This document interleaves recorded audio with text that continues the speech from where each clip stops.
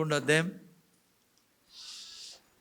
Marks వార్త 11, 22, 23, 24 వాక్యాల గురించి చదవండి. మన మూల వాక్యము. Thank you. బయట ఉన్న వాళ్ళు తొందర రండి లోపలికి. Thank you. మార్క్స్ వార్త 11 అధ్యాయం 22, 23, 24 తొందర చదవండి. ఎవరు? అందుకు యేసు వారితో ఇట్లా నేను ఎవడైనా ఈ కొండను చూచి తన మనసులో సందేహింపక తాను చెప్పినది జరుగునని నమ్మిన ఎడల వాడు చెప్పినది జరుగునని మీతో నిశ్చయముగా చెప్పుచున్నాను. ఓకే. అందుచేత ప్రార్థన చేయనప్పుడు మీరు అడుగుచున్న వాటిని పొంది ఉన్నామని నమ్ముడి, అప్పుడు అవి మీకు కలుగునని మీతో చెప్పుచున్నాను. ఓకే. మనము ప్రతి శుక్రవారము ప్రార్థన గురించి నేర్చుకుని బయట ఉన్న వాళ్ళు ఎందుకు బయట తొందర రండి లోపలికి. ప్రార్థన గురించి మనం నేర్చుకుంటూ ఉన్నాం. సో చాలా ఇంపార్టెంట్ విషయం పిల్లరా ఇది. ప్రార్థన గురించి మనము చాలా లోతైన విషయాలు నేర్చుకుంటా ఉన్నాం. సో మీరు నేను ఆల్రెడీ ఇక రెగ్యులర్గా వచ్చేవాళ్ళు అయితే మీరు ఫ్రైడే రోజు 2 సెక్షన్స్ని ఆల్రెడీ మనం కవర్ చేసాం. మొదటిది ఎందుకు ప్రార్థన చేయాలా అనేది కదమ్మా. రెండోది విశ్వాసంతో కూడిన ప్రార్థన. 2 అంశాలు అయిపోయాయి. సో మొదటి అంశం గుర్తుంది కదా, ఎందుకు ప్రేయర్ చేయాలి, ప్రార్థన ఎందుకు చేయాలా మనము. సో మీకు తెలుసు ప్రార్థన నా జీవితం యొక్క నాకు నా భాషలో చెప్పాలంటే అసలు నువ్వు ప్రార్థన చేయడానికే ఉండేది సృష్టిలో. ఇప్పుడు యేసు ప్రభుని రక్షకుడుగా అంగీకరించిన తర్వాత నిన్న ఆదివారం విన్నాం. మనం ఆదాము నుంచి వచ్చిన వాళ్ళం కాదు. మనం నిన్న ఆదివారం ఎవరైనా ఎన్నుకోకుంటే చాలా ఇంపార్టెంట్ మెసేజ్ వినండి. సండే మీకు రికార్డెడ్ యూట్యూబ్లో ఉంటుంది. నిన్న వారం మనం చూసుకున్నాం. ఇప్పుడు ఆదాము ద్వారా సృష్టి, ఆదాము యొక్క స్వరూపంలో పోలికలో మనుషులు పుడుతున్నారు. గుర్తుంది కదా, 5:3 రాయబడినది. అయితే మీరు నేను ఎప్పుడైతే యేసు ప్రభువుని రక్షకుడుగా అంగీకరించామో మనం ఆదాముకు సంబంధించిన సంతానం కాదు. మీరు నేను సాక్షాత్తు దేవునికి పుట్టిన వాళ్ళం.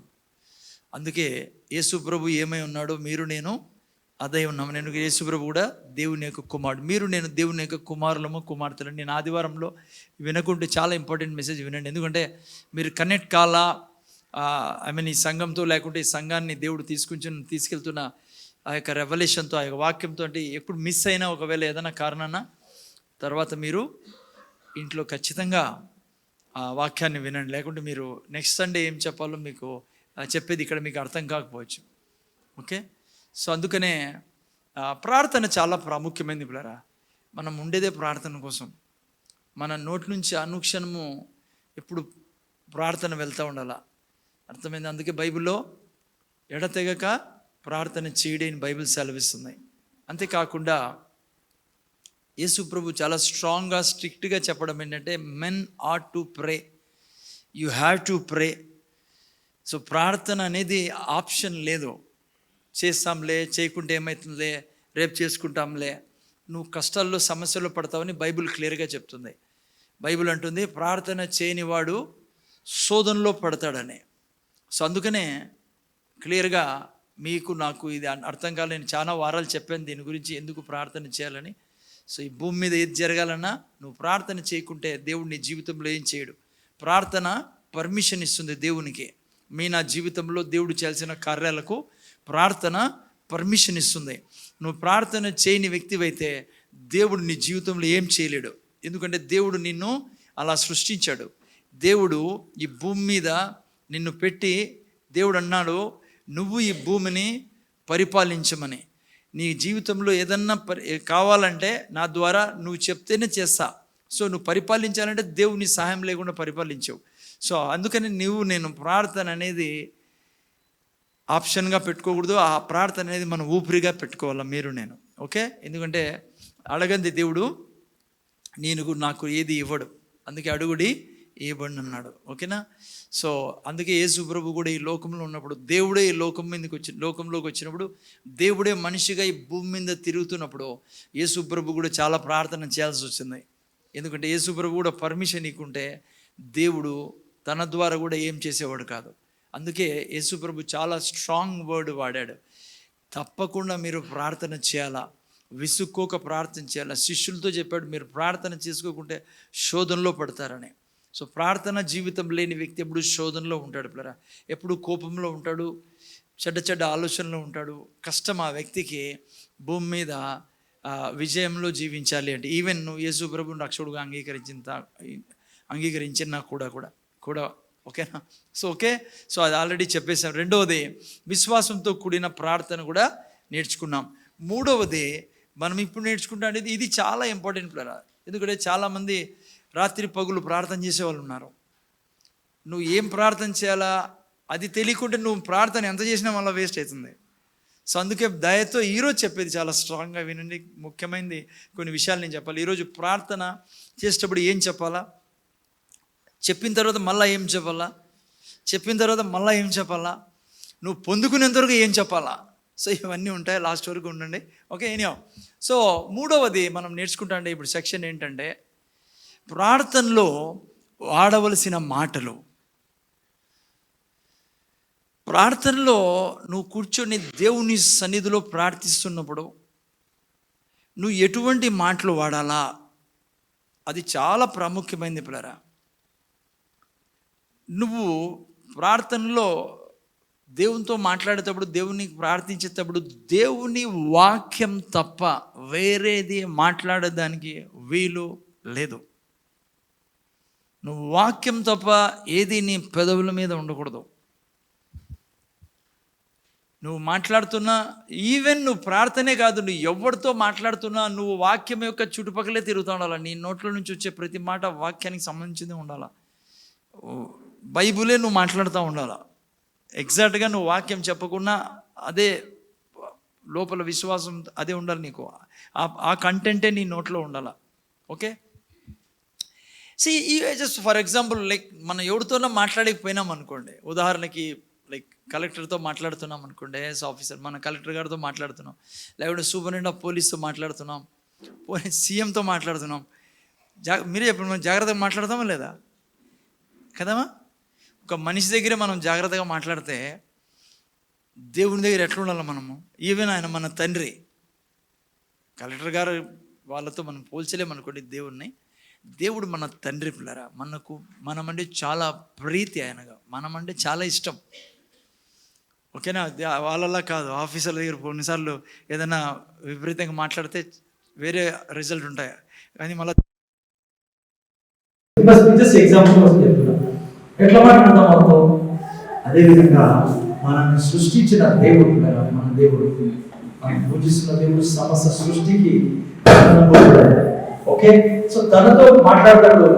జనరలీ నువ్వు మాట్లాడే మాటల గురించి చాలా ధ్యానంగా, ఏం మాట్లాడుతున్నావో ప్రతి మాట గురించి కూడా నీకు జాగ్రత్త కలిగి ఉండాలి. ఓకే.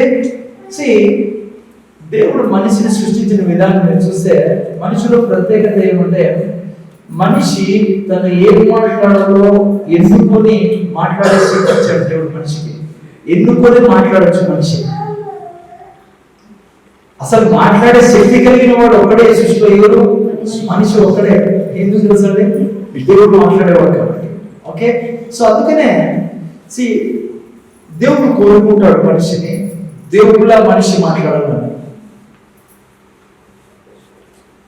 అందుకే దేవుడు మాట్లాడే దేవుడు కదా. మీరు చూస్తాంటే ఈ సృష్టి అంతా ఎక్కడి నుంచి వచ్చింది? దేవుడు మాట్లాడడం ద్వారా వచ్చింది. హెబ్రీయుల రాసిన పత్రిక 11:3 ప్రకారం తను మాట్లాడి ఆకాశాన్ని, భూమిని, సమస్తాన్ని సృష్టించాడు. చూస్తున్న ప్రతిదీ జగతీయమైన తను మాట్లాడుతూ వచ్చింది. అంతేకాకుండా 11:1 హెబ్రీయుల రాసిన పత్రికలో మాట్లాడి సృష్టించడమే కాకుండా ఇప్పుడు తన మాటలోనే సమస్తము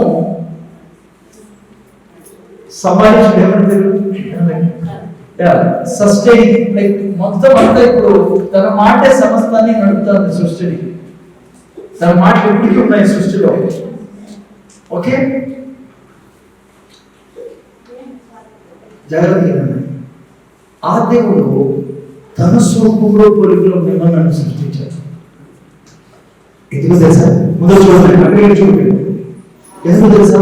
ఆయనలాగా మీరు, నేను, నా సృష్టి నా సృష్టిని నేను సృష్టించాలి.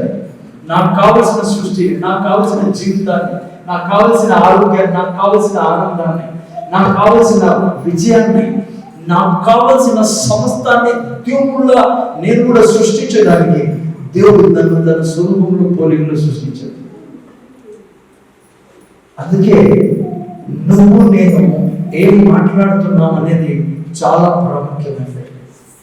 మీరు నేను ఇష్టానుసారంగా మాట్లాడేది వీల్లేదు. ముఖ్యంగా ప్రార్థనలో నువ్వు నేను కూర్చున్నప్పుడు నువ్వు నేను సృష్టించే సమయం అది. ఈ సృష్టిలో దేవుడు నీకు నాకు ఇచ్చిన పనిని దేవుడితో మాట్లాడుతూ ఆయన సమస్త పనిని బాగు చేసే సమయం అది. అందుకే బైబిల్ అంటుంది నువ్వు నేను అని బైబిల్ అంటుంది మత్తయి 12:30 చూస్తే సజ్జనుడు తన మంచి ధననిధిలో నుంచి సద్విషయం తీస్తాడు, దుర్జనుడు తన మంచి ధనలో నుంచి ఏం తీస్తాడు? దుర్విషయం తీస్తాడు, చెడ్డ తీస్తాడట. నీ నా నోటికి నీ నా మాటకి అంత శక్తి దిగుతాడు. నీవు నేను నీలో నాలో నుంచి మంచిని తీయచ్చు. నీవు నేను మాట్లాడేది తెలియకుండా, నువ్వు నేను వాక్యం తెలియకుండా మాట్లాడే వాళ్ళం అయితే చెడ్డని కూడా మన జీవితంలో మనం తీసుకొని వస్తాం. అందుకే మీకు నాకు చాలా అవసరం. మీరు నేను ప్రార్థనలో మాట్లాడుతున్నాను. నేను ప్రార్థన చెప్తున్నానని మీరు ప్రతి క్షణంలో ఏం మాట్లాడడం చాలా ముఖ్యం. ఎందుకంటే టాపిక్ ప్రార్థన కాబట్టి ప్రార్థన గురించి చెప్తున్నా. బట్ నా తరఫున ప్రతి క్షణంలో ఏం మాట్లాడుతున్నాము, ఎవరితో ఏం మాట్లాడుతున్నాము చాలా ఇంపార్టెంట్. మాటలు బైబిల్ చెప్తుంది విత్తనాలు అంటే మాటలు మనం ఎప్పటికీ చచ్చిపోవు. మన మాటలు మీకు జాగ్రత్త. ఓకే, ప్రార్థన గురించి. సో అందుకనే మీరు నేను ప్రార్థన చేసేటప్పుడు దేవుని వాక్యమే మాట్లాడాలి. నేను చాలాసార్లు ఈ మాట చెప్పాను. ఈరోజు ఎందుకు మనైనా ఎవరు సెకండ్ లైన్ జాగ్రత్త రాసుకుంటామా? రాసుకోలేదా? నోట్బుక్ తెచ్చుకోలేదా? సరే రేపు వారం తెచ్చుకుంటావు కదా,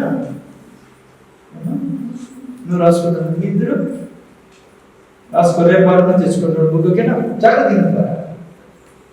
ఎక్కడున్నావు? ఓకే. ప్రతి సమస్య ఈరోజు మీ జీవితంలో ఉండే ప్రతి సమస్య, ప్రతి కష్టం, అది ఆర్థికంగా కానీ, ఆత్మీయంగా కానీ, శరీరంగా కానీ, ఫ్యామిలీలో కానీ, ఫ్యూచర్లో కానీ, బాడీలో కానీ, ప్రతి సమస్య కారణం నువ్వు ఇంతవరకు మాట్లాడి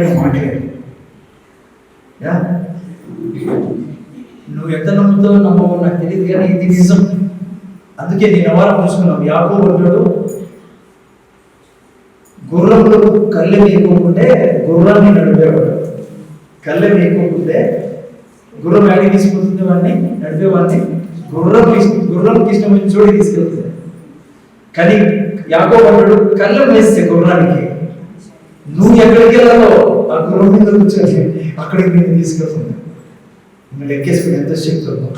యాకోబు అంటాడు, పెద్ద పెద్ద ఓడల్ని చుక్కాన్ని తిప్పినట్లుగా, సముద్రంలో ఉండే ఆ పెద్ద పెద్ద ఓడల్ని చుక్కాన్ని తిప్పినట్లుగా నీకు నాలుకలు, నేను ఆ నాలుక ఆ పని చేస్తున్నట్లు పిల్లరా. గుర్రాన్ని ఏ రీతిగా కళ్ళెమో కంట్రోల్ చేస్తుందో నీ నా జీవితాన్ని మళ్ళీ కన్ఫ్యూజ్ అయిపోద్దండి. నాలుకన్నా, నోరన్నా, మాటలన్నా అన్నీ ఒకటే. ఓకేనా? అది గుర్తుపెట్టుకోండి. ఓకే. నీ నా మాటలు పిల్లరా మీ నా జీవితాన్ని ఎక్కడికి వెళ్ళాలో అక్కడ తీసుకెళ్తాయి. నీ నా మాటలు రోగం నుంచి నువ్వు ఆరోగ్యానికి ట్రాన్స్ఫర్ అయ్యేటట్లా చేస్తాయి. నీ నా మాటలు ముఖ్యంగా నువ్వు దేవుని వాక్యాన్ని వాడే వ్యక్తివైతే నీ నా మాటలు బీదరికం నుంచి నిన్ను ఐశ్వర్యానికి నడిపిస్తాయి. నీ నా మాటలు అనారోగ్యం నుంచి ఆరోగ్యానికి నడిపిస్తాయి. నీ నా మాటలు ఓటమి నుంచి విజయానికి, నీ నా మాటలు నిరుత్సాహం నుంచి అనుక్షణము నన్ను ఉత్సాహంలో ఉంచుతాయి, మేలుల్లో ఉంచుతాయి. అంత శక్తి ఉంది మీ నా మాటలకు.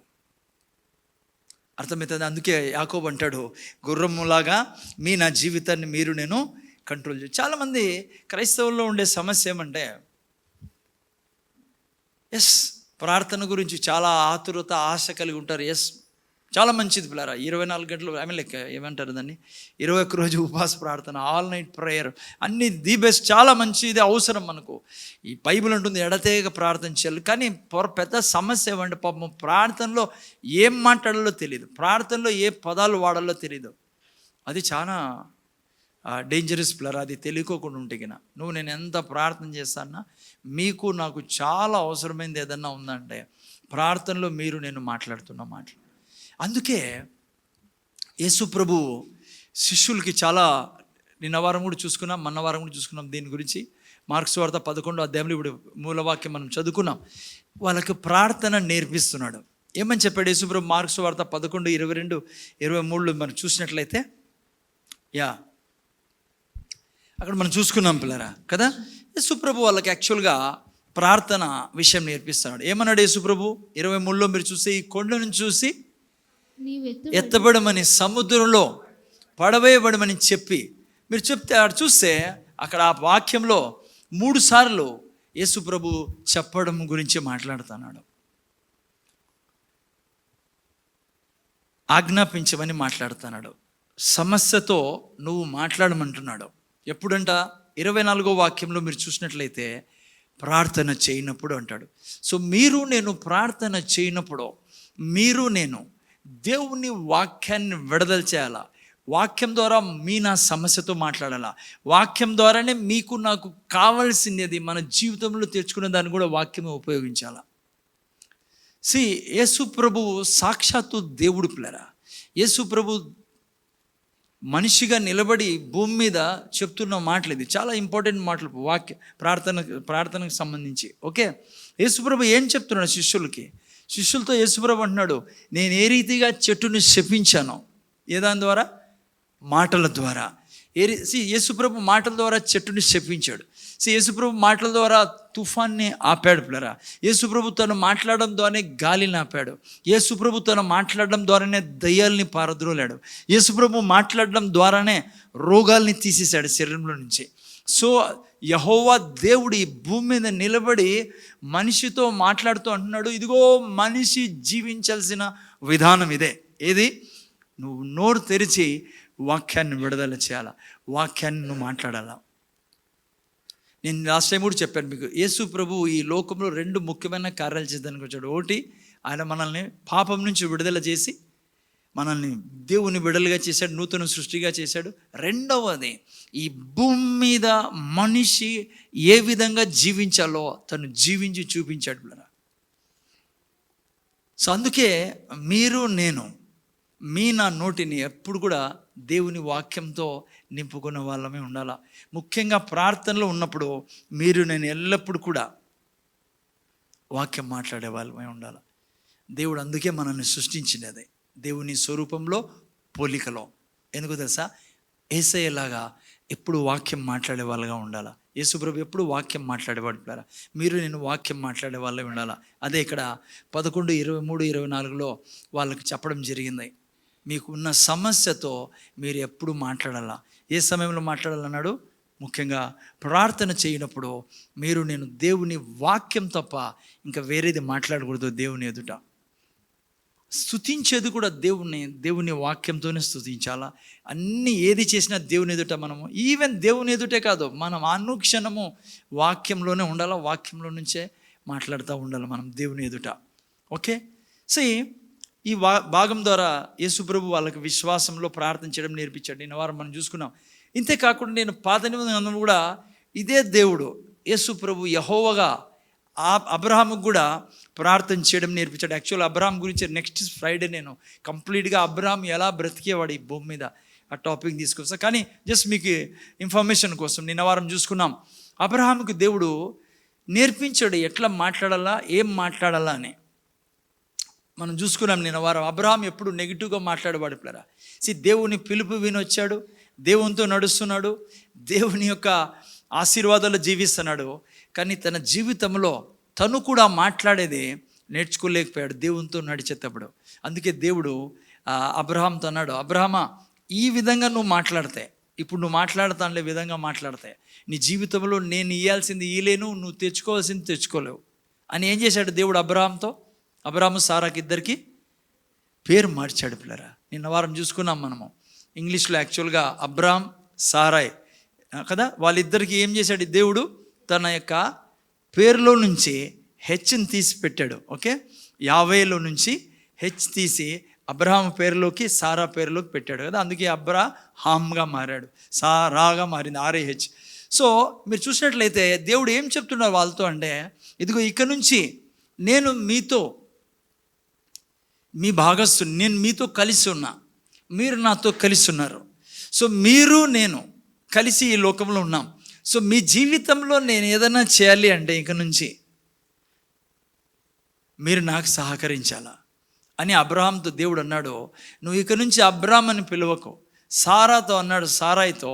అప్పుడు ముందు ఆ పేరు ఉండింది, ఆమెతో అన్నాడు ఇంక నుంచి సారా అని నువ్వు ఈ పేరు పిలిచాలా. దానికి అర్థం ఏంటి? అబ్రహాం అంటే నేను అనేక జనులకు తండ్రి అని, సారా అంటే ఆయన అనేక జనులకు తల్లి అని. వాళ్ళిద్దరు ఏం చేశారంటే వాళ్ళు మాట్లాడే విధానం మార్చారు పిల్లరా. అందుకే 100 సంవత్సరాలు అయినప్పటికీ, 90 సంవత్సరాలు అయినప్పటికీ వారు సంతానాన్ని లోకంలోకి తీసుకురాగలిగారు. సో అదే దేవుడు పాత నిబంధన నేర్పించిన దేవుడు కొత్త నిబంధనలో మార్క్స్ సువార్త 11, 23, 24 అదే చెప్తున్నాడు వాళ్ళ శిష్యులతో. నేను చెట్టుని శపించినట్లుగా మాటల ద్వారా మీ జీవితంలో ఏది తీసివేయాలన్నా కూడా నా మాటలు తీసుకొని ఆ సమస్య మీదకి విడుదల చేసినప్పుడు అబ్రాహాము సారాలు ఏం చేశారు? వారు సమస్య మీదకి దేవుడు ఏం చెప్పాడో అది విడుదల చేశారు పిల్లరా. గుర్తుపెట్టుకోండి, నా జీవితంలో ఏ సమస్యను తీసివేసుకోవాలన్నా, నా జీవితంలో దేవుని చేతిలో నుంచి ఏం పొందుకోవాలన్నా, దేవుని వాక్యం తప్పించి నువ్వు ఏది మాట్లాడుతున్నా దేవుని చేతి నుంచి ఏమీ పొందుకోలేవు. సో అది బేసిక్ రూల్, ఓకేనా? సో అందుకనే దేవుని మన ప్రార్థనలో ఎప్పుడు ఏం చేయాలా? దేవుని వాక్యాన్ని విడుదల చేయాలి.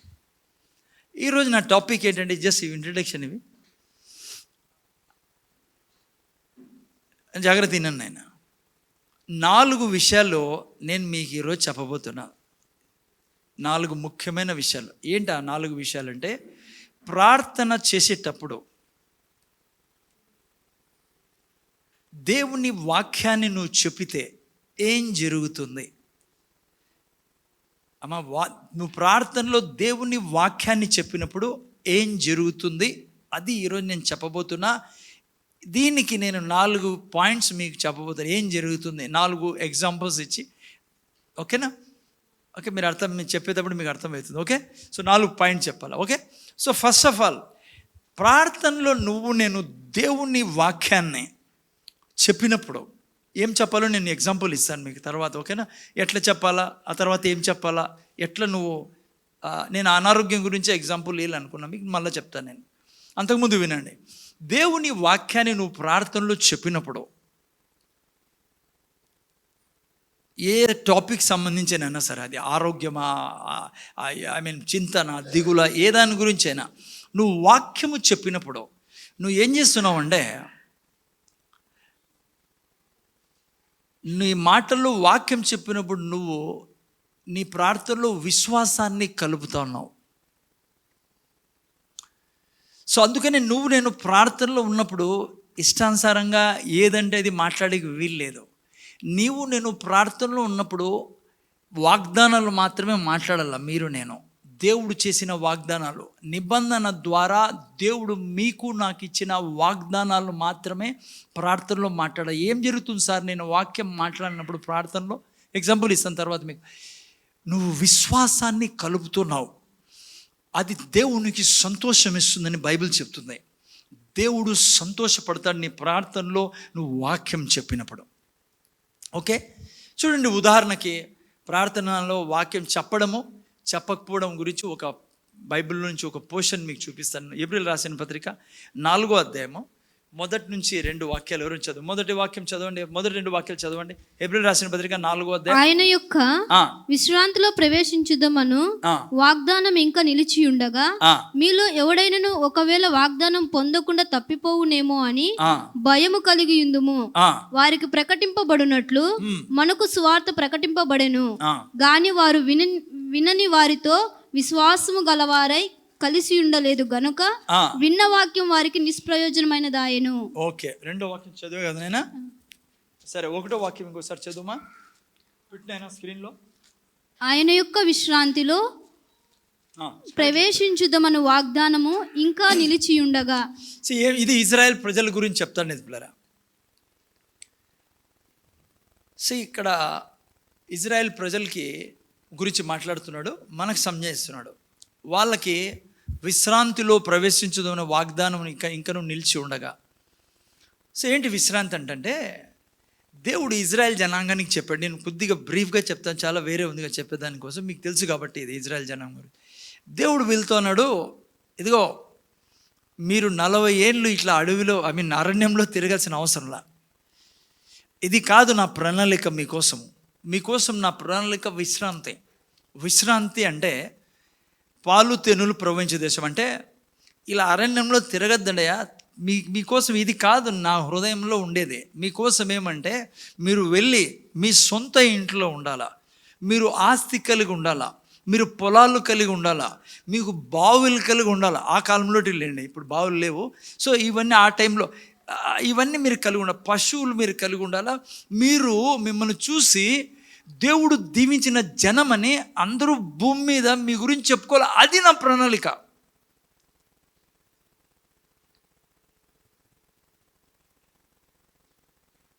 కింద అంటాడు, మీలో ఎవడైనా ఒకవేళ అంటే మీకు నాకు కూడా ఎగ్జాక్ట్లీ ముందు చూడండి ఆయన, ఇదే దేవుని యొక్క ప్రణాళిక.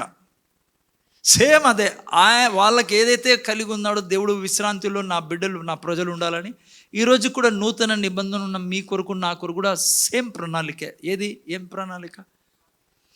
నేను సొంత ఇల్లు కలిగి ఉండాలా, ఆస్తి కలిగి ఉండాలా, ఆరోగ్యం కలిగి ఉండాలా. నిన్ను చూసి యేసు ప్రభు మంచి దేవుడని ఈ భూమి మీద ప్రజలు అర్థం చేసుకోవాలా.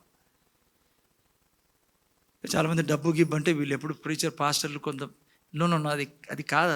అదే నీ మైండ్ అట్లా. అదే నిన్ను చూసి యేసు ప్రభువే ప్రభు అని ప్రజలు దూరం నుంచి గుర్తుపట్టాల. అది ఇప్పుడు కూడా మీకు నా కొరకున్న ప్రణాళిక. పాలు తేనెలు ప్రవహించు జీవితం నువ్వు కలిగి ఉండాలి ఇక్కడ ఈ భూమి మీద. హలో, ఎందుకంటే చాలామంది నేను చూశాను, పాలు తేనెలు ప్రవహించు దేశం అంటే చచ్చిపోయిన తర్వాత స్వర్గానికి పోయిన తర్వాత ఇచ్చేదంటారు. కానే కాదు, అక్కడ కాదు. అక్కడేం చేయాలా? పాలు తేనెలు మీకు నాకు. అక్కడేం చేయాలా? విజయవంతమైన జీవితము. అక్కడేం చేయాలా? అనారోగ్యం లేని జీవితం. అక్కడేం చేయాలా? విజయం. ఐ మీన్ అక్కడ ఆల్రెడీ అవన్నీ బ్లెస్డ్ ప్లేస్. అక్కడ సాతాను ఉండదు కాబట్టి, పాపం ఉండదు కాబట్టి ప్రతి మేలు ఉంటుంది. అది కాదు పాలు తేనెలు ప్రవహించే దేశం అంటే. కానే కాదు, దానికి దీనికి సంబంధమే లేదు. నేను చూసే చాలామంది ప్రీచర్స్ ఇక్కడ మనం అరణ్యంలో తిరిగినట్లు తిరుగుతూ ఉంటాం. యేసుప్రభుని నమ్ముకున్న తర్వాత తిరిగి రోజు చచ్చిపోయిన తర్వాత పాలు తేనెలు ప్రవహించే దేశం స్వర్గానికి. No, it's not that. స్వర్గానికి పాలు తేనెలకు ప్రపంచం సంబంధమే లేదు. స్వర్గం వేరు. ఇక్కడ మీరు నేను తన విశ్రాంతిలో జీవించాలి. ఇక్కడ పాలు తేనెలు ప్రవహించే జీవితం మనం కలిగి ఉండాలని. అక్కడ పోయినాం కాదు పిల్లరా, అర్థమైందా? అందుకే ఇక్కడ వాళ్ళలాగా మనం కూడా పాలు తేనెలు లేకుండా అయిపోతామేమో, మీరు జాగ్రత్త కలిగి ఉండమంటున్నాడు ఈ వాక్యంలో. ఇక్కడే కాదు, మీరు 2 పేతురు 1 తీకండి. 2 పేతురు 1 అధ్యాయం 3-4 చూస్తే అక్కడ కూడా కొత్త నిబంధనలో ఏం రాయబడిందంటే, మీరు భక్తికిను జీవము కావలసినవన్నీ పొందుకొని ఉన్నారని రాయబడింది పిల్లరా. మీకు నాకు భక్తికిను జీవం కావాల్సినవన్నీ ఆల్రెడీ దొరికే. సో ఇవి లేకుండా అయిపోతారేమో, జాగ్రత్త కలిగి ఉండండి అంటున్నాడు. ఓకే, మొదటి వాక్యం. రెండో వాక్యంలో ఎందుకు వాళ్ళకి అవన్నీ లేకుండా అయిపోయాయి? ఎందుకు లేకుండా అయిపోయాయంటే, వారికి ప్రకటింపబడినట్లు మనకును సువార్త ప్రకటింపబడిను. వాళ్ళకి ఏం ప్రకటింపబడింది? మనకు ప్రకటింపబడినట్లు వాళ్ళు కూడా సువార్త ప్రకటింపబడింది. ఎవరు? వాళ్ళ పాస్టరు. మోసే వాళ్ళకి సువార్త చెప్పాడు. ఏం సువార్త? సువార్త ఏంటంటే, అరే నైనా ఫరో చేతి కింద మీరు ఉండకూడదు, ఫరో కింద దాసులుగా మీరు ఉండడానికి వీల్లేదు. మీరు బయటికి వచ్చి, ఇదిగో మీరు ఉండాల్సిన దేశం ఎటువంటిదంటే అన్ని దీవెనలు కలిగి పాలు తేనెలు ప్రవహించే దేశంలో మీరు ఉండాలా. ఎందుకంటే దేవుడు మీ తండ్రి యగు అబ్రహాంతో నిబంధన చేసుకుని ఉన్నాడు, అవి ఇస్తానని. మీ కొరకు ఆల్రెడీ రెడీ చేసి పెట్టబడింది. అక్కడికి మీరు వెళ్ళాలా. అది మీరు ఉండే స్థలం. అది సువార్త పిల్లరా. హలో, పాలు తినాలంటే మనకు యాక్చువల్ అర్థం కాదు కదా. నేను చాలా ట్రై చేసి ఎట్లా మీకు అర్థమైతే ఎట్లా చేయాలని. ముఖ్యంగా ఇండియాలో అర్థం కాదు పాలు తేనెలంటే. ఎందుకంటే ఈడ ఐ మీన్ లైక్ ఏమంటారు దాన్ని, బేదరికం ఎప్పుడు చూసిండం మనం. కొన్ని చోట్ల పోతే చూసే ఉంది, ఇక్కడ ఉందో లేదో తెలియదు. కానీ నాకు మీకు ఇది సరైనది కాదు ఎగ్జాంపుల్.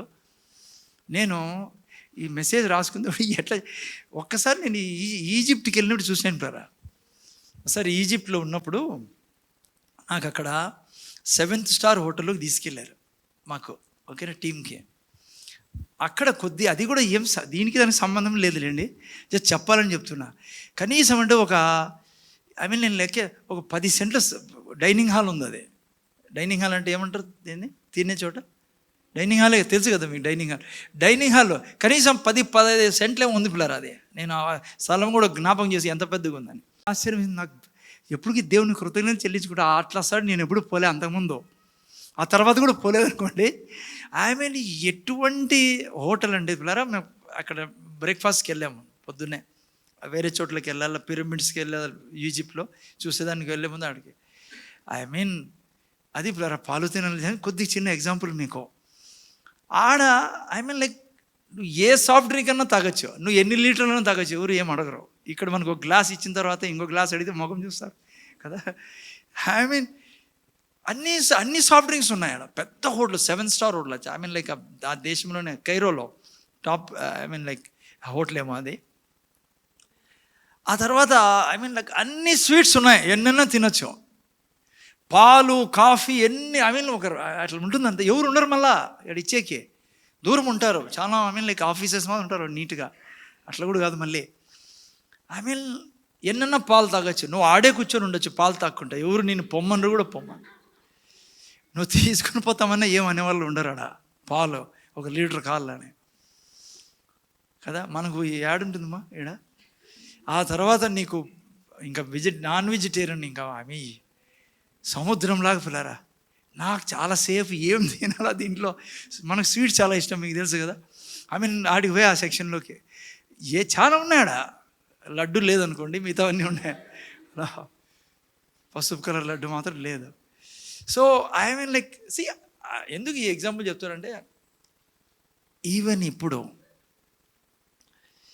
ఆడేదో పార్టీకి పోయినప్పుడు నాకు దాంట్లో అవకాశం దొరికింది. కానీ దేవుడు ఏం కోరుకుంటాడంటే, నీ జీవితంలో ప్రతి క్షణం అటువంటి జీవితం నువ్వు కలిగి ఉండాలి. బేదరికం దేవుని నుంచి కాదు, అనారోగ్యం కాదు, అశాంతి కాదు, కేవలం శరీరంలోనే కాదు. ఏదో నేను తిండి గురించి చెప్పినాను. నీ ఆత్మలో అనుక్షణము దేవుని యొక్క ప్రసన్నతలు నువ్వు జీవించాలా. అది పాలు తేనెలు ప్రభు. నీ మనస్సులో ఎప్పుడు నెమ్మది కలిగి ఉన్న జీవితము. నేను చెప్తున్నా నీకు, కామ క్రోధ మద మత్సరాలు లేని జీవితం. ఎందుకు నేను ఇవన్నీ చెప్తానంటే, నాకు కొన్ని గ్లిమ్స్ లోపల ఉన్నాయి పిల్లరా. ఇవి నీకు తెలుసు నీ జీవితం. ఇంకా మనము టేస్ట్ కూడా చాలా ఆ నీడల్లో కూడా పోలేదు పిల్లరా. పాలు తేనెలు ప్రభు దేవుని యొక్క ఉద్దేశంలోకి మనము ఆ నీడల్లో కూడా పోలా.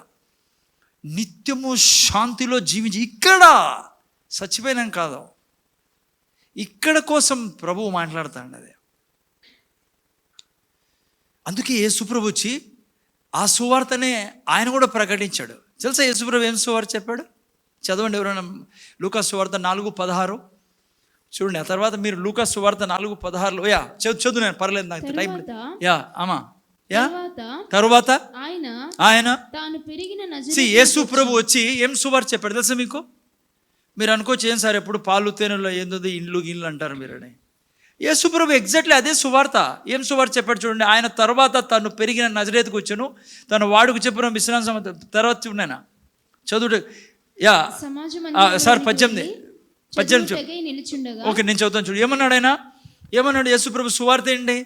ప్రభు ఆత్మ నా మీద ఉన్నది, బీదలకు సువార్త ప్రకటించుటకై ఆయన నన్ను అభిషేకించను, చెరలోనున్న వారికి విడుదల, గుడ్డి వారికి చూపు కలుగునని ప్రకటించుటకును, ఆ తర్వాత నలిగిన వారిని ప్రభు హితవచనం ప్రకటించడం ఆయన నన్ను పంపినని రాయబడిన చోట ఆయనకు దొరికాను. ఇది చదివి యేసుప్రభు సువార్త చెప్తాను. నేను వచ్చిన దీనికని మీరు కింద చాప్టర్ చదువుకోండి. ఇది చెప్పిన వెంటనే పేతురు ఇంట్లో పోయి వాళ్ళ అత్తను లేపాడు జ్వరంలో నుంచి. ఆ తర్వాత మీరు చూసే దయ్యాలు పారిపోతున్న ఆయనలో నుంచి. ఆ తర్వాత కిందికి వస్తున్న పేతురు దగ్గరికి వెళ్ళాడు. పేతురు రాత్రంతా శ్రమపడి చేపలు పట్టుకుని, ఇది చాప్టర్ కిందనే ఉండేది. లూకా చాప్టర్ 5లో ఉంటుంది మీకు చేపలు పెట్టేది. లూకా రాలే 4-5 అధ్యాయాలనే, ఆ తర్వాత మన కోసం విభజింపబడ్డ అధ్యాయాలు. కానీ లూకా రాస్తున్నప్పుడు యేసు ప్రభు సువార్త నేను వచ్చిన దీనికని రోగులు బాగు చేస్తూ దయ్యాల్ని పారదోలుతూ కిందికి వచ్చిన తర్వాత పేతురు దగ్గరికి వెళ్ళాడు. పేతురు వలలి, అయ్యా రాత్రంతా శ్రమ పడ్డాం. యేసు ప్రభు అన్నాడు, నేనున్నా, ఇప్పుడు నేను నీ దగ్గర సువార్త తీసుకొచ్చాను. పేతురు, నన్ను నమ్మిన వారి జీవితం ఎలా ఉంటుందో నేను చూపిస్తా, వలలేమన్నప్పుడు మీకు అందరూ తెలిసి ఏం జరిగిందో. యేసు ప్రభు వచ్చి ఇదే పిల్లలు ప్రీచ్ చేసిన, స్వర్గానికి పోయిన తర్వాత చేపలు పడతావు, ఇప్పుడు ఏం చేయలేం మీరు, నేను అనలే పేతురుతో అన్నాడు వలలు వేయను. పేతురుకి అనుమానం వచ్చింది, ఎందుకు వెళ్ళా వలలు, చేపలు లేవు కదా, నువ్వు ఒక వల వేసి ట్రై చేస్తామని వేసాడు. అటు చదవండి బైబిల్లో, మీకు నెట్స్ అని రాయబడింది ఇంగ్లీష్లో. అదే సువార్త పిల్లరా, అందుకని తప్పుగా అనుకోద్దండి. పాలు తేలంటే ఏందో అని. నో, ఇక్కడ నువ్వు ప్రతి క్షణం నువ్వు మళ్ళీ చెప్తా, ఐశ్వర్యం ఉండడం ఆయన కోరిక. నువ్వు బీదగా ఉంటే ఆయనకేం వాల్యూ. రేపు వారం తప్పకుండా రండి, శుక్రవారం నేను చూపిస్తాను మీకు ఆయనకి ఎంత వాల్యూ ఉంటుందో. నీ దగ్గర డబ్బులు ఉంటే, నువ్వు ఆరోగ్యంలో ఉంటే. అరే ఇప్పుడు బయట షోకేస్, మీరు షాప్లో పోయినప్పుడు, ఏదైనా షాపుకి పోయిన బట్టల షాప్కి బయట చూసారా, వాళ్ళ దగ్గర ఉండే స్పెషల్ డ్రెస్ బయట బొమ్మ మీద పెట్టింటారు, లేదా చినిపోయింది పెట్టింటారా, స్పెషల్ది పెట్టింటారా, నంబర్ 1ది పెట్టింటారు. ఎందుకు చెప్పండి? దాన్ని చూసి మీరు షాప్లోకి వెళ్ళాలని. మీకు చెప్తున్నా ఒక మాట, సైన్యములు గతిపదు యెహోవా దేవుని హృదయవాంఛ అదే, నిన్ను చూపించాల మోడల్ పీస్గా, నిన్ను చూసి జనములో ఆయన రాజ్యంలోకి రావాలని. ఏమైపోయిందంటే మనకు అట్లా ప్రీచ్ చేసి మనకు అయిపోయింది మన పని. పాలు తేనెలు స్వర్గంలో పోయినాం కంట, ఏం చేయలే ఆడ పాలు తేనెలో ఈడ. ఓకే, ఎనియో పాయింట్లోకి రండి. విషయం ఏమంటే, కానీ వాళ్ళు పొందుకోలేదంట. ఎందుకు పొందుకోలేదు?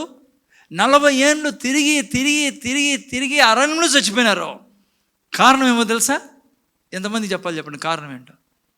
కారణం ఏంటమ్మా? పాతోళ్ళకి తెలుసు ఎందుకు కారణము. ఏం బాగాలేదమ్మా?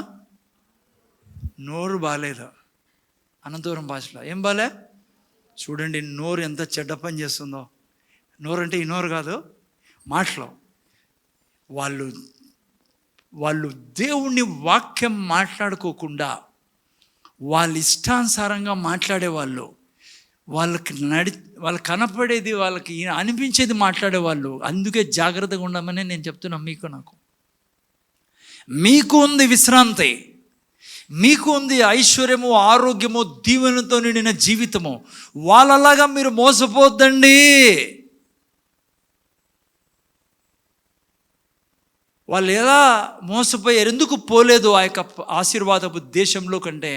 వారి నోరు బాగలేదని. చూడండి, చదువు నేను మొదటి సంఖ్యాకాండం 13వ అధ్యాయం 30, సంఖ్యాకాండం 13వ అధ్యాయంలో తీసి చదువుతారు ఎవరునా? 31 నుంచి చదువు నైనా, 31 నుంచి చదువు. అయితే అతనితో కూడా పోయినా కులేప వాళ్ళు పోలేదు నైనా యాటికి, వాగ్దాన దేశంలోకి. అర్థమైందా? ఓకే, చదువు నేను ఎందుకు పోలేదో. అయితే అతనితో కూడా పోయిన ఆ మనుషులు ఆ జనులు మనకంటే బలవంతులు. చూడండి ఏం మాట్లాడుతున్నారు. చాలా అవసరం ఈ లాంగ్వేజ్ పిల్లరా. ఇది ఎవరి కోసమో రాలే, నీ కోసం నా కోసం ప్రభు రావించింది. వాళ్ళు ఏం మాట్లాడేవాళ్ళంట? ఆ మనుషులు, ఆ జనులు మనకంటే బలవంతులు, మనము వారి మీదికి పోజాలమనిరి. ఆ తర్వాత మరియు వారు తాము సంచరించి చూచిన దేశమును గూర్చి ఇశ్రాయేలుతో చెడ్డ సమాచారం. ఏం సమాచారము? చెడ్డ సమాచారము చెప్పి, సంచరించి చూచిన దేశము తన నివాసులను భక్షించు దేశము. చూడండి వాళ్ళ లాంగ్వేజ్, చూడండి వాళ్ళు మాట్లాడే విషయాలు చూడండి. దానిలో మాకు కనబడిన జనులందరూ ఉన్నత దేవులు, అక్కడ నెఫిలీల సంబంధులైన అనాకు వంశస్థులు నెఫిలీలను చూచితిమి, మా దృష్టికి మేము మిడతల వలె ఉంటిమి, వారి దృష్టికి అట్లే ఉంటిమి. ఇది వాళ్ళ యొక్క అనుదిన జీవితము. అందుకే గడిపారు జీవితం అంతా. చెప్పాలా, భయపడద్దండి. ఫరో కింద ఉన్నారు సగం జీవితము. దేవుడు వారిని బయటికి తీసుకొచ్చి పాలు తేనెలు ప్రవీణ దేశం తీసుకెళ్తా ఉన్నా పోలేవాళ్ళం. ఎందుకో తెలుసా, మనం అనంతపురం కూడా చెప్తారు, నోరు బాగుంటే ఊరు బాగుంటుందిరా అని. వీళ్ళ పరిస్థితి చూడండి, నోరు ఎట్లుందో. అర్థమైందా మీకు? మీరు బైబిల్ చదివితే దేవుడు వీళ్ళతో ఏమన్నాడు తెలుసా, ఈ దేశాన్ని మీకు ఇస్తాను కాదు, ఈ దేశాన్ని మీకు ఇచ్చేశాను, మీదిదే, వాళ్ళ కొరకు భయపడకండి మీరు, నేను యుద్ధం చేసేది మీతో. నేను మీకు చెప్తున్నా, మీకు మీ అనారోగ్యంతో యుద్ధం చేసేది ఆయన, మీ పిల్లల మీద ఉన్న సమస్యలతో యుద్ధం చేసేది ఆయన, నీకున్న ప్రతి స్థితిలో ఆయన నీకు విడువని అడిపోయింది. వింటాను నాయన, ఎవరైనా ఎన్నోళ్ళు ఉంటే పక్కన మెలకు ఈనమని చెప్పండి, ఓకేనా? ఆయన పిల్లరా, ఆయన నీతో యుద్ధం చేసేది. నేను మీకు చెప్తున్నాను, ఏం మాట్లాడుతున్నావు ఇంట్లో ప్రతి క్షణం, ఏం మాట్లాడుతున్నావు భర్తతో? నేను చెప్తున్నాను, నీ ప్రతి మాట ఆత్మీయ లోకం రికార్డ్ చేసుకుంటుంది, దాని మీద అవి పని చేయడం మొదలు పెడతాయి. అంత డేంజర్ నా మాటలు. అందుకే నాలుగులో మరణం ఉంది అని కూడా బైబిల్ చెప్తుంది, అదే చోట జీవం ఉందని చెప్తుంది. నువ్వు అనుకుంటావు ఊరికే నేను ఇసరేస్తానంలే, ఊరికే జోక్ కోసం అని. అవే కాల్సింది ఆత్మీయ లోకానికి. ఎందుకంటే నువ్వు పరిపాలించుకోకుండా ఉండాలా, నువ్వు ఏమీ లేకుండా ఉండాలంటే నీ మాటల ద్వారా చీకటి పంచడం మొదలు పెడుతుంది, నీ మాటల ద్వారానే దేవుడు పంచడం మొదలు పెడతాడు. వీరు తమ జీవితాలని పాడు చేసుకున్నారు. వారి పిల్లలు అరణ్యంలో చనిపోయారు. పిల్లరా, వాళ్ళలో 2 కుటుంబాలు ఆ సైడ్కి వెళ్ళాయి, పాలు తేనెల ప్రవీణ దేశంలోకి. ఎందుకు వెళ్ళాయో తెలుసా? 31వ వాక్యం చదువు నాయనా. 30వ వాక్యం, సారీ, వాళ్ళు చూడండి ఏమన్నారు. 30, కాలేబు మోషే ఎదుట జనులను నిమ్మలపరిచి మనము నిశ్చయంగా వెలుదుము, దాన్ని స్వాధీనపరుచుకుందుము, దాన్ని జయించుటకు మాకు శక్తి చాలునను. నా దగ్గర టైం లేదు, మళ్ళీ ముందుకు పోయి మీరు చూసుకుంటే దేవుడు అంటాడు వీళ్ళిద్దరే. అంతేకాదు, వాళ్ళిద్దరే కాదు, ఆ 2 కుటుంబాలే ఈ భూమి మీద దేవుడు వారి కొరకు నిర్ణయించిన పాలు తేనెలు తిని తాగగలిగారమ్మా. వాళ్ళిద్దరే ఆ తర్వాత లీడర్స్గా అయ్యారు మొత్తం ఇజ్రాయెల్ జనాంగానికి. చూడండి, నా నోరు నా మాటలు ఎంత బలము కలిగి ఉన్నాయి, ఏమేం చేయగలవో నా భవిష్యత్తుని. నేను అందుకే ఆరంభంలో చెప్పిన, ఈరోజు నీకున్న కష్టాలు బెదరింటాను కదా, కష్టాలకు సమస్యలకు కారణము నువ్వు ఇంతవరకు మాట్లాడిన మాటలు. నువ్వు మార్చలేదనుకో మాటలు, ఇంత విన్నాక కూడా రాబోయే 10 ఏళ్ళు 20 ఏళ్ళు 30 ఏళ్ళు అట్లా ఉంటాయి పరిస్థితుల్లో. నువ్వు ఎప్పుడైతే మాటలు మారుస్తావు అంటే దేవుని వాక్యాన్ని మాట్లాడడం మొదలు పెడతావో నీ జీవితం మారిపోతుంది. అందుకే ముఖ్యంగా నేను ప్రార్థనలో దేవుని వాక్యాన్ని మాత్రమే చెప్పవలసిన వారుగా ఉన్నాం. ఓకే, ఇప్పుడు నేను సమయాన్ని బట్టి ఈ 4 పాయింట్లు నేను మీకు చెప్పాలి పిల్లరా. ఓకే, ఫస్ట్ ఈ 4 పాయింట్లు ఏం చెప్పబోతున్నానంటే, నువ్వు వాక్యం చెప్పినప్పుడు ఏం జరుగుతుంది. దేవుని వాక్యం చెప్పినప్పుడు ఆల్రెడీ మీకు ఈ ఇన్ఫర్మేషన్ అందింది. ఇప్పుడు చెప్పిన విషయం బట్టి ఎంత ప్రాముఖ్యమో దేవుని వాక్యం చెప్పడం మీకు అర్థమైంది. ఇది నీ జీవితం ఎలా ఉంటుందో నిర్ణయించేది నీ నోట్లో నుంచి వచ్చే మాటలు. ఓకే, సో నేను దేవుని వాక్యాన్ని చెప్పినప్పుడు ఏం జరుగుతుంది. ఓకే, జాగ్రత్త వినంలేరా. 4 విషయాలు మీకు చెప్పి వదిలేస్తాం. ఫస్ట్ది, నేను ప్రార్థనలోకి వెళ్ళే ముందు మన జాగ్రత్తగా రాసుకోండి. ఒకవేళ దీంట్లో నేను మళ్ళీ సబ్ పాయింట్స్ 6-7 పాయింట్స్ చెప్పాలా మీకు, ఒక 6-7 పాయింట్లు మీకు. జస్ట్ నేను ఎందుకు పాయింట్స్ వైజ్ చెప్తానంటే మీకు గుర్తుండాలని చెప్పేసి. ఓకే, వినండి సిస్టర్, ముందర చూడండి. ఇప్పుడు ప్రాక్టికల్ లైఫ్లోకి వస్తాం మనం. నైనా మీరు ముగ్గురు ముందర చూడండి, ప్రాక్టికల్ లైఫ్లో వస్తాం. ఓకే, ఉదాహరణకి ప్రార్థనలో పోయే ముందు ఫస్ట్ ఎక్విప్మెంట్, ఫస్ట్ మనకు ఉండాల్సింది మన దగ్గర ఏంటంటే వాక్యం. వాక్యం మీ దగ్గర, నా దగ్గర ఉండాలా. ఆరోగ్యానికి సంబంధించిన వాక్యం ఏంటి, ఐశ్వర్యానికి సంబంధించిన వాక్యం ఏంటి. సపోజ్ ఆరోగ్యానికి అనుకోండి, 1 పేతురు 2:24లో రాయబడింది, సామెతల గ్రంథం 4:22లో రాయబడింది, మత్తయి సువార్త 8:17లో రాయబడింది, 103వ కీర్తన 5లో రాయబడింది. ఇలా చాలా చాలా చాలా చాలా చోట్ల రాయబడింది. ఓకే, ఫస్ట్ నీకు నాకు ఉండాల్సిందేమ్మా వాక్యం మీ నా దగ్గర. ఫస్ట్ స్టెప్ ఇది, ప్రార్థనలో పోయే ముందు నాయన దానికి సంబంధించి సమాధానానికి సంబంధించి శాంతి అనుకోండి. యెషయా గ్రంథం 26:3 రాయబడింది, ఎవరి మనసు తన ఆనుకురునో వారికి పూర్ణ. First step ఏముండాలా? వాక్యం ఉండాలి. నాతో పాటు చెప్తారు, ఫస్ట్ స్టెప్ వాక్యం ఉండాలి పిల్లరా. ఎందుకంటే దేవుడు అంటాడు యెషయా గ్రంథము 43:25-26లో, నా దగ్గరికి వచ్చేవాడు. చదువు నేను, నా తెలుగులో నాకు అంత గుర్తుండు. 43:25-26 చదవండి ఎవరన్నా. యెషయా గ్రంథం. ప్రార్థన అంటే ఏంటో రాయబడింది అక్కడ. ప్రార్థన అంటే ఏంటి నైనా? చదువు నైనా. 25-26. నేనే నా చిత్తానుసారముగా నీ అతిక్రమములు తుడిచివేయుచున్నాను. నేను నీ పాపములు నెక్స్ట్ వాక్యం చదువు నైనా. నాకు జ్ఞాపకము చేయము, మనము కూడి వాదింతుము. ఎంత పవర్ఫుల్ వాక్యం తెలుసా పిల్లలు. ఇంగ్లీష్లో ఇంకా చాలా బాగా రాయబడింది. నాకు జ్ఞాపకం చేయము.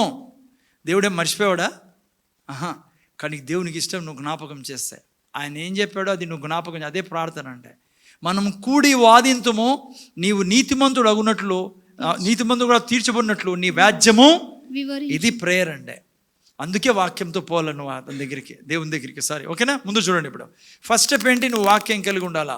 సెకండ్ స్టెప్ ఏంటి ప్రార్థనలో నువ్వు చేయాల్సింది? సపోజ్ ఆరోగ్యం కోసం పోతున్నావు, అనారోగ్యంలో బాధపడుతున్నావు నువ్వు, వినాలి బిడ్డ. నువ్వు నీ యొక్క సెకండ్ స్టెప్ ఏంటంటే అక్కడ నువ్వు దేవుని దగ్గర వాక్యాన్ని పెడతావు. అమ్మ అర్థమైందా? సెకండ్ స్టెప్ ఏంటి ప్రార్థనలో? వాక్యాన్ని పెడతావు నువ్వు. ప్రార్థన అంటే అడక్కు తినడం కాదమ్మా, అది పక్కన పెట్టాలి. ఫస్ట్ మనము ప్రార్థన అంటే దేవుని వాక్యాన్ని దేవుని దగ్గరే చెప్పడం. సెకండ్ ఏంటి మా స్టెప్? దేవుని వాక్యాన్ని చెప్తావు. ఉదాహరణకు నువ్వు అంటావు, యేసయ్యా నువ్వు తిన్న దెబ్బల చేత నా శరీరాన్ని ఆరోగ్యంతో నింపినావు తండ్రి. నువ్వు నా తిండి నీటిని దీవించి నా మధ్య నుంచి రోగాలు తొలగించావు, నా కుటుంబం నుంచి రోగాలు తొలగించావు తండ్రి, నీ అది సెకండ్ స్టెప్. ఓకేనా? సెకండ్ స్టెప్ ఏంటి? వాక్యం చెప్పడం. మూడో స్టెప్ చాలా ఇంపార్టెంట్ పిల్లరా. ఓకే, మూడో స్టెప్ ఏంటంటే, సెకండ్ స్టెప్లో ఏం చేసాం? వాక్యం. ఓకే, నువ్వు ప్రార్థనలో అనారోగ్యంలో నువ్వు చెప్పావు. మూడోది ఏంటంటే చాలా ఇంపార్టెంట్ పాయింట్ ఇది.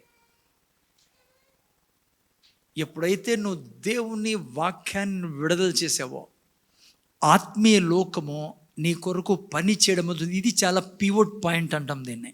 మూడో స్టెప్ ఏంటంటే, నువ్వు వాక్యం విడుదల చేసిన తర్వాత ఇది నువ్వు నమ్మాలా. ఆత్మీయ లోకము నీ మాటలను తీసుకుంది, దేవుడు నీ మాటలు తీసుకున్నాడు.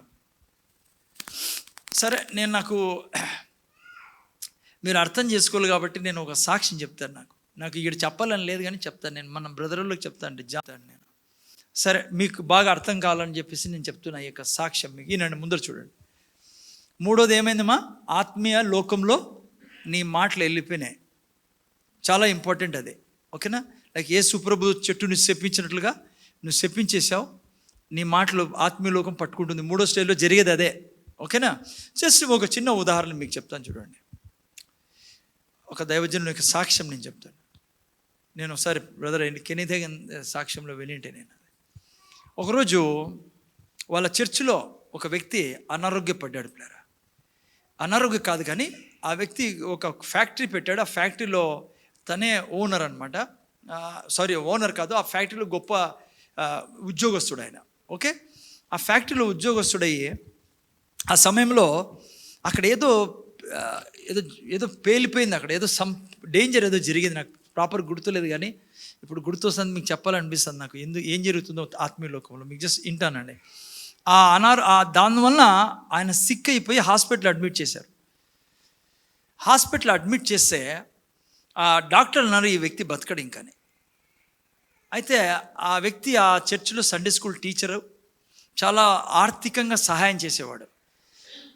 వినాలైనా ప్లీజ్ వినండి, చాలా ఇంపార్టెంట్ పాయింట్ చెప్తాను. ఆ సంఘంలో చాలా ప్రాముఖ్యమైన వ్యక్తి. దాదాపు ఆ వ్యక్తికి ఒక అలవాటు ఏంటంటే 35% టైత్ ఇచ్చేవాడు ఆ వ్యక్తి. ఇది ఆయన జీవితం. సో చాలా ముఖ్యమైన వ్యక్తి కాబట్టి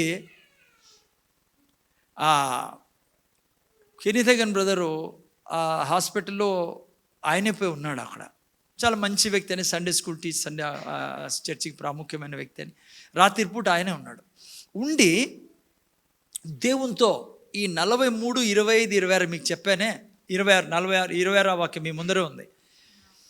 రాత్రి 2 గంటలకి లేచి హాల్లోకి వచ్చి ఆయన, ఆ యొక్క పేషెంట్ అక్కడ ఉన్నాడు, డాక్టర్లు చెప్పేశారు బతకడయ్యా, రేపటి వరకే ఉంటాడని. ఈయన ఏం చేస్తున్నాడంటే ఈ వాక్యాన్ని పట్టుకొని దేవుని దగ్గర చెప్పాడు, నువ్వు నాకు జ్ఞాపకం చేయమన్నావు కదా, కూడి వాదిస్తామన్నాం కదా తండ్రి, ఈ వ్యక్తి చనిపోకూడదు, నువ్వు నాతో వ్యాజ్యం ఆడమని చెప్పావు కాబట్టి నీతో నేను వ్యాజ్యం ఆడతాను, ఈ వ్యక్తి నాకు కావాలా అని ఏం చెప్పాడు తెలుసా ఆయన? 35% నాకు టైత్ ఇస్తాడు, ఈ వ్యక్తి లేకుంటే చర్చిలో కష్టం కదా, నాకు చర్చికి ముందుకు తీసుకెళ్ళ అవసరం కదా. ఆ తర్వాత ఈ వ్యక్తి చర్చిలో నాకు సండే స్కూల్ టీచరు, ఈ వ్యక్తి చనిపోతే ఎట్లా ప్రభువా, నాకు ఈ వ్యక్తి కాలా, నువ్వు అన్నావు కదా నాతో వ్యాజ్యం ఆడమని, నేను నీ దగ్గర ప్రార్థన చేస్తాను, నాకు ఈ వ్యక్తి బ్రతకాల అని చెప్పి ఇంకా కొన్ని విషయాలు లైక్ వాక్యం చెప్తూ ఆయన ప్రార్థన చేస్తాడు. ఒకరోజు అయిపోయింది. రెండో రాత్రి కూడా ఈయనే స్టే చేశాడు హాస్పిటల్లో. అప్పుడు కూడా దాదాపు మధ్యరాత్రి ఆ హాల్లో తిరుక్కుంటూ ఈ విధంగా చెప్తాన్నాడు. రెండో రోజు ఆ తర్వాత సేమ్ అదే రిపీట్ చేసి ప్రార్థనలు చెప్పిన తర్వాత పొద్దున్న ఈ వ్యక్తి బాగైపోయాడు. జాగ్రత్త వినాలా. పొద్దున్నే లేచి కూర్చున్నాడు. డాక్టర్లు ఆశ్చర్యపోయారు, అంతా బాగైపోయింది, బాగా వచ్చేసాడు. 15 రోజులు ఇంట్లో ఉన్నాడు ఈ వ్యక్తి డిశ్చార్జ్ అయిన తర్వాత. 15వ రోజు చర్చికి వచ్చిన తర్వాత నేను మీకు సాక్ష్యం చెప్పాలని చెప్పేసి పుల్పిట్ మీదకి వచ్చాడు. వచ్చి అన్నాడు, నేను హాస్పిటల్లో ఉన్న రోజు నాకు తెలుసు నేను బతకనని. ఆయన ఏమన్నాడంటే సాక్ష్యంలో, మన ఆయన ముందర చూడండి, నేను వినండి, నేను ఆల్రెడీ నా స్పిరిట్ పైకి వెళ్ళిపోయింది, నేను స్వర్గంలో ఉన్నా, దూతుల మధ్యలో నీతిమంతుల మధ్యలో వాళ్ళతో కలిసి నేను స్తుతిస్తాను, సింహాసనాసనైన దేవుణ్ణి నేను స్తుతిస్తాను. స్తుతించేటప్పుడు సింహాసనం పక్కన యేసు ప్రభు నా దిక్కు చూసి అన్నాడు, ఇట్రా అన్నాడు. అన్నప్పుడు నేను యేసు ప్రభు దగ్గరికి వెళ్ళినప్పుడు అన్నాడు, నువ్వు వాపస్ కింది పో అన్నాడు. నేను అన్నాను, నేను పోను ప్రభా, నేను ఈడే ఉంటా, నాకు పోమని చెప్పకు అంటే అన్నాడు, నీకు తెలుదయా నువ్వు పోవల్లా, హెగిన్ నిన్ను పిలుస్తా అన్నాడు, నిన్ను పంపమంట అన్నాడు, నాతో వ్యాజ్యం ఆడుతాన్నాడు అని చెప్పి కర్టన్ తీశాడంట ప్రభు. అట్లా తీసినప్పుడు ఈయన ప్రార్థన చేస్తాన్నాడు, ఆ శబ్దాలు వినిపించాడంట. చూడు ఏమంటాన్నాడో నీ పాస్టర్ నీ గురించి, నువ్వు అతనికి కావాలంటున్నాడు, ఆయన వాక్యం ద్వారా నాతో వ్యాజ్యమాడుతున్నాడు, వాగ్దానాలన్నీ జ్ఞాపకం చేస్తున్నాడు, నువ్వు వాపస్ పొమ్మన్నాడు. ఆయన వాపస్ వచ్చి లేచాడు హాస్పిటల్లో.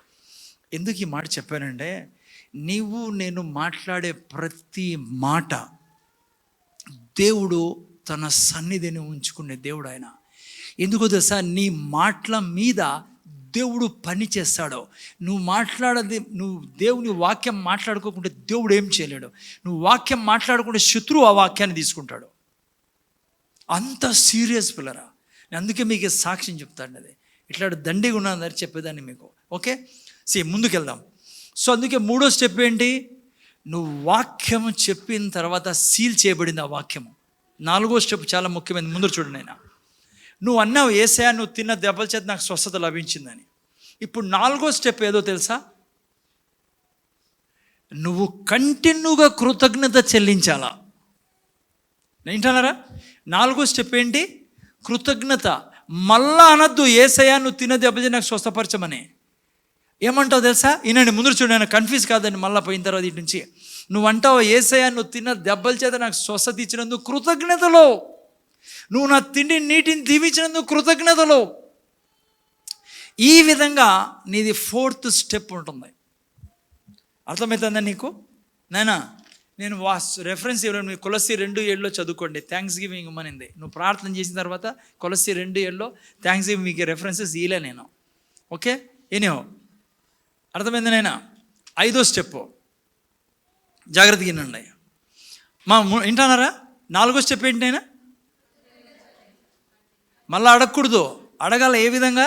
అయ్యా నువ్వు తిన్న దెబ్బకి నాకు స్వస్థత లభించినది నీ కృతజ్ఞతలు. 5వ స్టెప్ జాగ్రత్త వినండి ఆయన. పొర్రపాటున కూడా దాన్ని రెఫ్యూజ్ చేయకూడదు, అంటే దానికి విరోధంగా మాట్లాడకూడదు. సామెతల్లో 4:24 ఏం రాబడింది? కుటిలమైన మాటలు ఉన్నాయి. 4:24 ఎవరి దగ్గర ఫాస్ట్ తీసేవాళ్ళు. కుటిలమైన మాటలు నీ నోట రానీకో. జాగ్రత్త వినండి.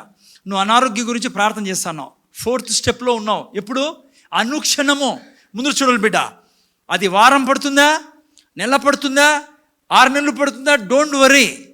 బీపీ, షుగర్ ఏ దాని గురించి నువ్వు ప్రార్థన చేస్తున్నావు, ఆర్థరైటిస్ ఏదన్నా సరే రోగము, నువ్వు కృతజ్ఞతలతో ముందుకెళ్తున్నావు.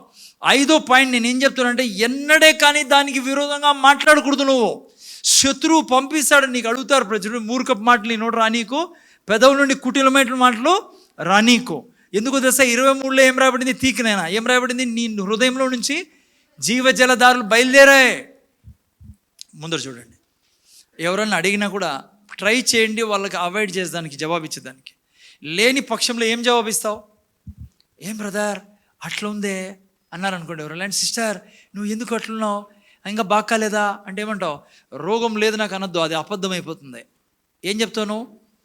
పర్లేదు, యేసయ్య తిన్న దెబ్బల చేత నాలో స్వస్థత లభించారు, నేను రికవర్ అవుతాను, నా దేవుడు యొక్క వాక్యం నాలో పనిచేస్తుంది, ప్రభు కృప నా మీద ఉంది. అట్లే నెగటివ్ మాట్లాడకూడదు.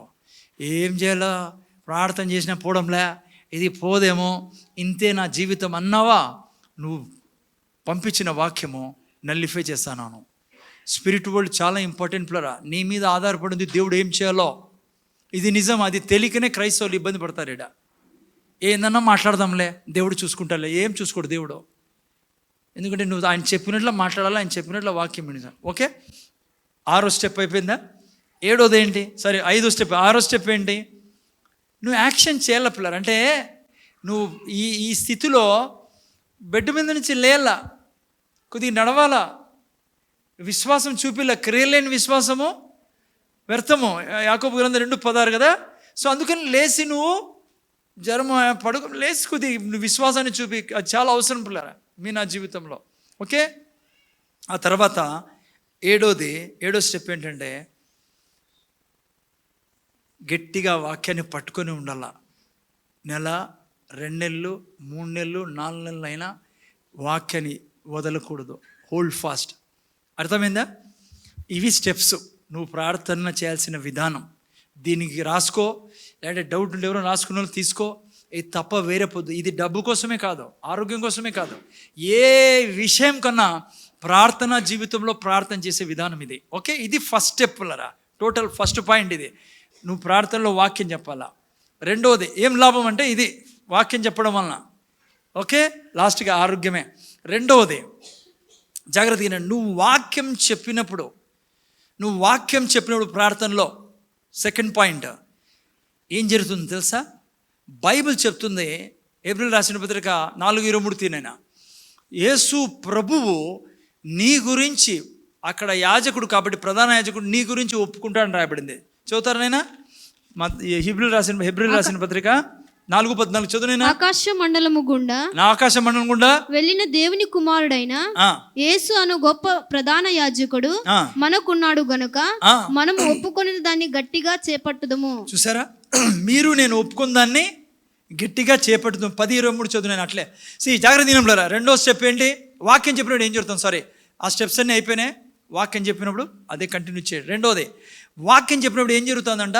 మన ప్రధాన యాజకుడు మనం ఒప్పుకున్న దానికి ఆయన అక్కడ ఒప్పుకుంటాడు పిల్లరా.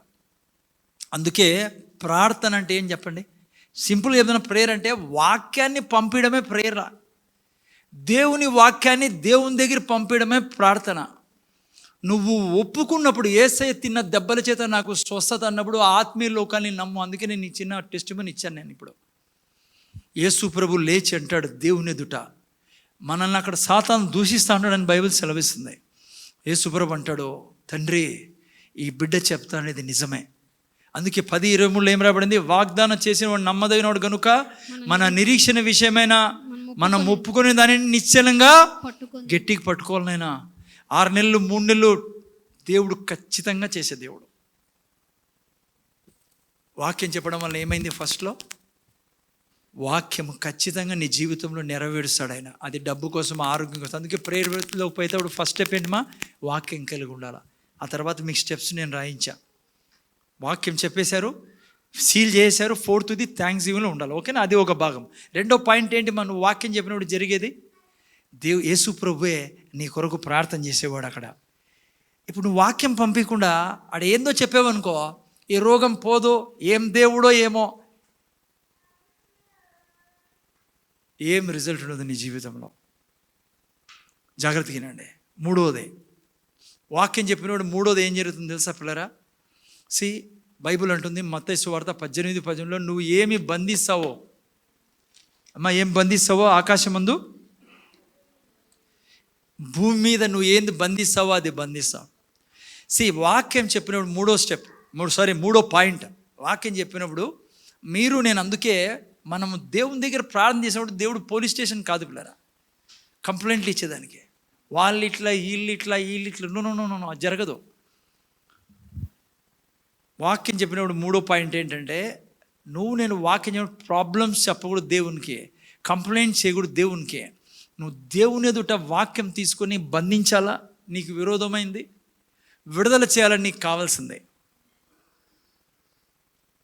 అమ్మా. బంధించాలా, విడుదల చేయాలా, ఇది వాక్యం చెప్పినప్పుడు జరిగేది.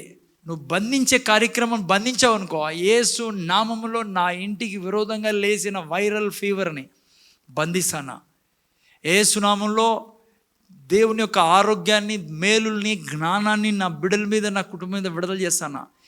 ఇదే నేను జీవించే విధానం. పాలు తేనెలు ప్రవహించే దేశంలో ఉండాలి అంటే, దేవుని దీవెన అనుభవించాలంటే. ఇది మూడోది. నాలుగోది చెప్పి విడిచిపెట్టేశాను మీకు. జాగ్రత్త, ముందర చూడండి. చాలా ముఖ్యమైన పాయింట్ ఇది. ఇప్పుడు నాలుగోది నేను చెప్పేది. నాలుగోది, నేను వాక్యం చెప్పినప్పుడు ముందర చూస్తున్నారు కదా, నా నోటి నుంచి వాక్యం పోతేనే దేవుని దూతలు నీ కొరకు పనిచేసేది. లేకుంటే దేవుని దూతలు నీతో ప్రతి ఒక్కరితో ఒక దూత ఉంటాడు, బలమైన దూత. జాగ్రత్తగా వినండి. ముందర చూడండి సిస్టర్, ముందర చూడండి.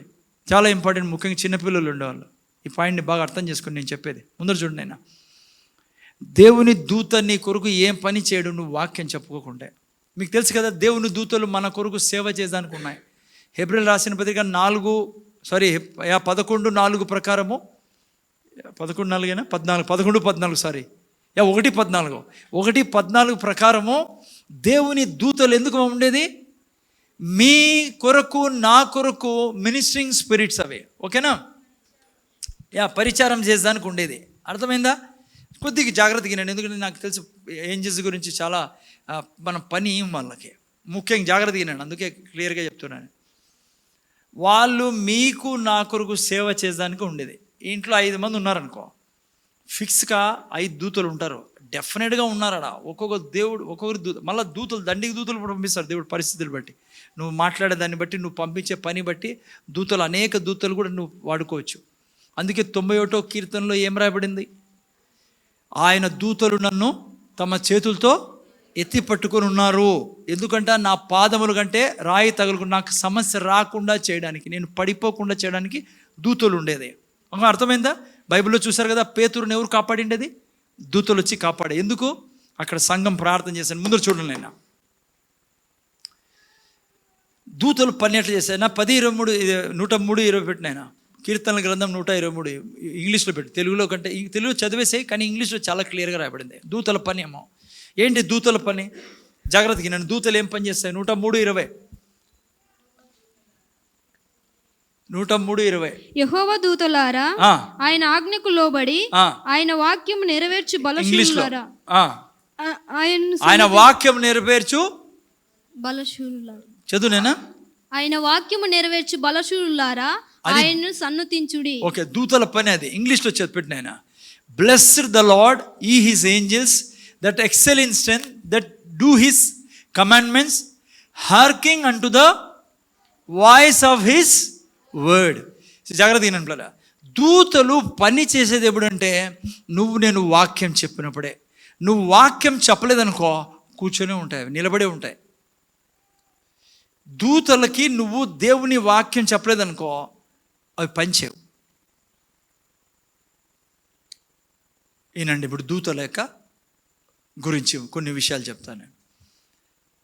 నేను ఆల్రెడీ చెప్పినట్లుగా ప్రతి ఒక్కరి దగ్గర ఒక దూత, వాక్య ప్రకారం దూత ఉంటాడు ఎప్పుడు నీ దగ్గర. బలమైన దూత పిల్లరా నీ దగ్గర ఉండేది.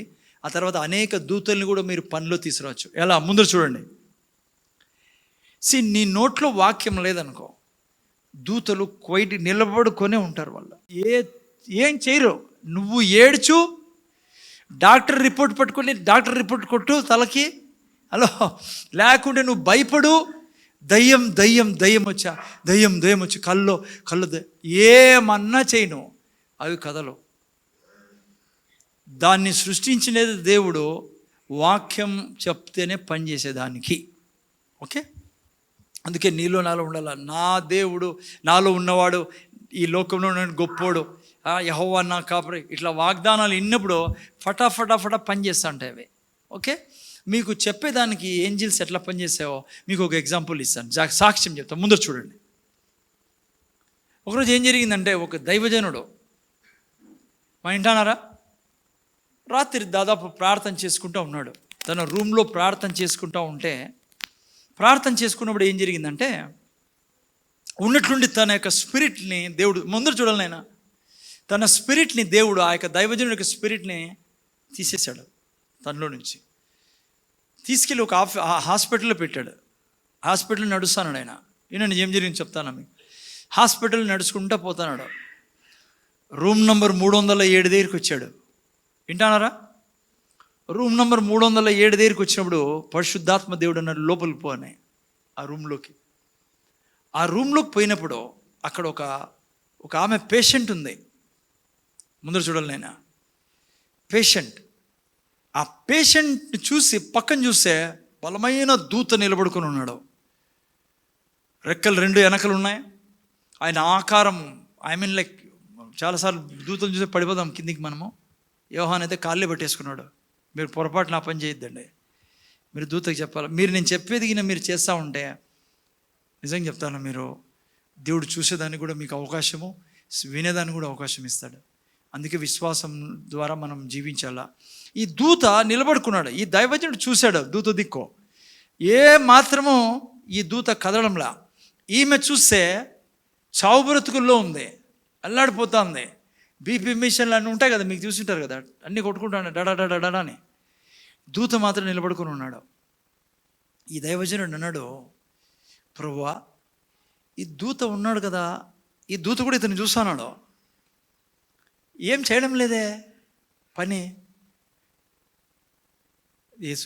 పరిశుద్ధాం దేవుడు అన్నాడు, ఆ దూత ఆమెను బాగు చేయాలని నిలబడుకొని ఉన్నాడు.